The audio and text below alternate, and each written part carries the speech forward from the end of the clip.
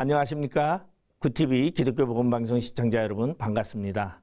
저는 인천 목양교를 섬기고 있는 이상모 목사입니다. 예수 그리스도를 믿는 자들 모두와 구TV 기독교 복음방송을 시청하시는 모든 분들께 하나님의 은총과 평강이 함께 하시기를 축원합니다. 오늘은 민수기 25장 12절의 말씀을 통하여 평화의 언약이라는 제목으로 은혜를 나누고자 합니다. 이스라엘 백성들이 바람 광야에서 가나안을 향해 가다가 시딤이라는 곳에 머물게 됩니다. 이때 모압 왕 발락은 발람을 통하여 이스라엘을 저주하려고 온갖 방법을 동원하지만 하나님이 허락하지 않습니다.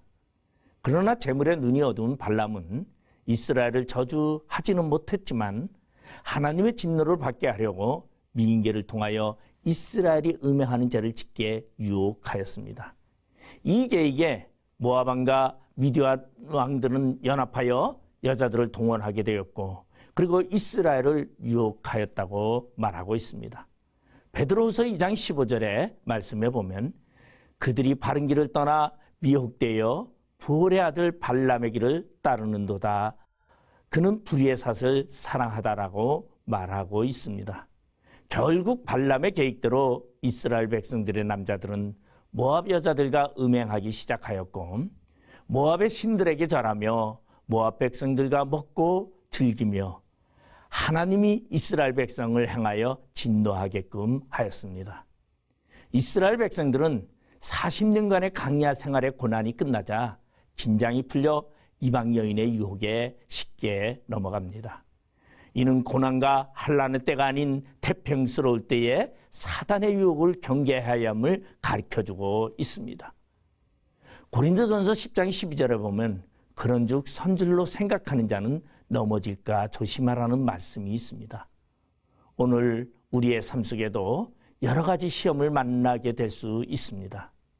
그리고 하나님에 대한 배도는 여러 가지 요인으로 우리에게 다가올 수 있음을 알아야 합니다. 하나님을 떠나지 않기 위해서는 말씀에 늘 순종해야 합니다. 그러나 그 중에 하나님께 온 백성이 회개할 때에 시몬인의 조상의 가문인 한 지도자인 시므리라는 사람인 미디안 여인 즉 미디안 다섯 왕의 하나인 수르의 딸인 고스비를 데리고 장막으로 들어갑니다. 그러자 제사장 아론의 손자 엘르아살의 아들 비느하스가 이 모습을 보고 손에 창을 들고 따라 들어가 두 사람을 죽이자 하나님의 진노인 연병이 그쳤다고 말하고 있습니다.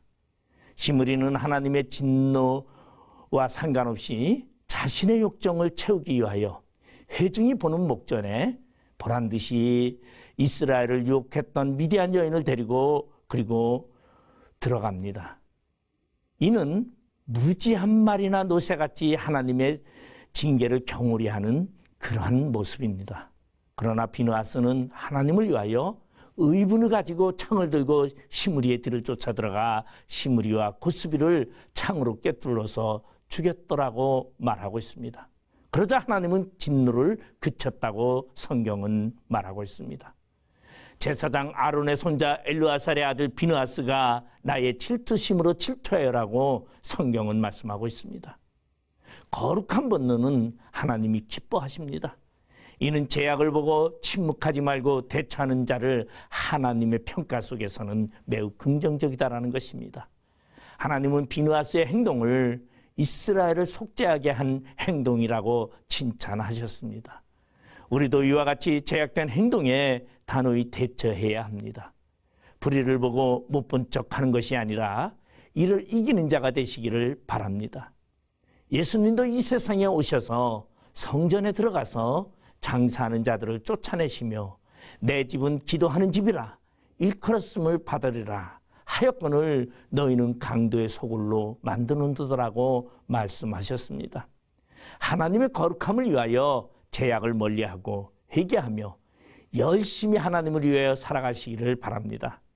비느하스의 의로운 열심은 이스라엘의 생명을 구하는 것만 아니라 하나님과의 평화의 언약으로 영원한 제사장 직분을 얻게 되었습니다. 이 땅에서 하나님의 영원한 언약과 그리고 생명의 언약 그리고 평화의 언약, 즉 세상 속에서 주어지는 하나님의 제사장 언약을 통하여 하나님께 붙들림 받아 세상의 유혹과 제약을 이기기에 영원한 생명을 얻는, 그리고 영원한 생명을 통하여 아름다운 하나님의 관계를 만들어가는 제사장의 모습으로 살아가시기를 바랍니다.